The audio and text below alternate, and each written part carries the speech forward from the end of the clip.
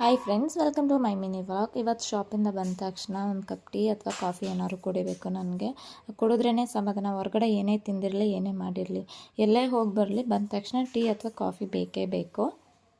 ಹಾಗೆ ತುಂಬ ದಿನದಿಂದ ರವೆ ಉಂಡೆ ಮಾಡೇ ಇರಲಿಲ್ಲ. ಹಾಗೆ ರವೆ ಉಂಡೆ ಮಾಡ್ಕೊಳ್ಳೋಣ ಅಂತ ರೆಡಿ ಮಾಡ್ಕೋತಾ ಇದೆ. ಅದಕ್ಕೆ ಒಂದು ಕಡಾಯಿಗೆ 2-3 ಸ್ಪೂನಷ್ಟು ತುಪ್ಪ ಹಾಕ್ಕೋಬೇಕು. ಅದು ಸ್ವಲ್ಪ ಬಿಸಿ ಆದ ನಂತರ ಗೋಡಂಬಿ ಹಾಕ್ಕೊಂಡು ಚೆನ್ನಾಗಿ ಫ್ರೈ ಮಾಡ್ಕೊಳ್ಳಿ. ಸ್ವಲ್ಪ ಬ್ರೌನಿಷ್ ಆಗಬೇಕು. ಅದಾದಮೇಲೆ ಅದು ಸ್ವಲ್ಪ ಫ್ರೈ ಆದ ನಂತರ ದ್ರಾಕ್ಷಿ ಕೂಡ ಹಾಕ್ಕೊಂಡು ಚೆನ್ನಾಗಿ ಫ್ರೈ ಮಾಡ್ಕೊಳ್ಳಿ. ಬೇರೆ ಏನಾದರೂ ಡ್ರೈ ಫ್ರೂಟ್ಸು, ಪಿಸ್ತಾ ಆಗಿರ್ಬೋದು, ಬಾದಾಮ್ ಆಗಿರ್ಬೋದು, ಅದು ಕೂಡ ಹಾಕ್ಕೋಬೋದು.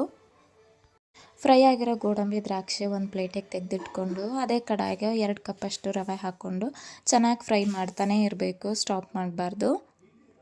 ಅದಾದ ನಂತರ 1 ಕಪ್ಪಷ್ಟು ಒಣ ಕೊಬ್ಬರಿ ಮತ್ತು ಲವಂಗ 2 ಪೀಸಷ್ಟು, ಆಮೇಲೆ ಏಲಕ್ಕಿ ಇದ್ದರೆ ಏಲಕ್ಕಿ ಪುಡಿ ಹಾಕ್ಕೊಳ್ಳಿ.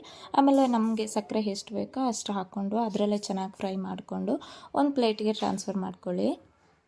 ಅದಾದಮೇಲೆ ಕಾಯಿಸಿಟ್ಟಿರೋ ಹಾಲು ಹಾಕ್ಕೊಂಡು ಸ್ವಲ್ಪನೇ ಹಾಕ್ಬಿಟ್ಟು ಉಂಡೆ ಮಾಡಿಕೊಂಡ್ರೆ ರವೆ ಉಂಡೆ ರೆಡಿ ಆಗುತ್ತೆ. ಬಿಸಿ ಇರುತ್ತೆ, ನೋಡ್ಕೊಂಡು ಮಾಡ್ಕೊಳ್ಳಿ. ಕೈಗೆ ಸ್ವಲ್ಪ ತುಪ್ಪ ಹಚ್ಕೊಂಡು ಉಂಡೆ ಕಟ್ಕೊಳ್ಳಿ.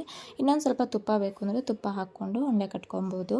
ರವೆ ಉಂಡೆ ರೆಡಿ ಆಯಿತು ನೋಡಿ. ಚೆನ್ನಾಗಿದೆ, ಟೇಸ್ಟ್ ಕೂಡ ಚೆನ್ನಾಗಿದೆ. ಇದು ಇವತ್ತಿನ ವ್ಲಾಗ್ ಆಗಿರುತ್ತೆ. ನಿಮ್ಗೆ ಯಾರಿಗಾದ್ರೆ ಇಷ್ಟ ಆದರೆ ಲೈಕ್ ಮಾಡಿ, ಶೇರ್ ಮಾಡಿ, ಹಂಗೆ ಒಂದು ಫಾಲೋ ಮಾಡಿ. Thank you.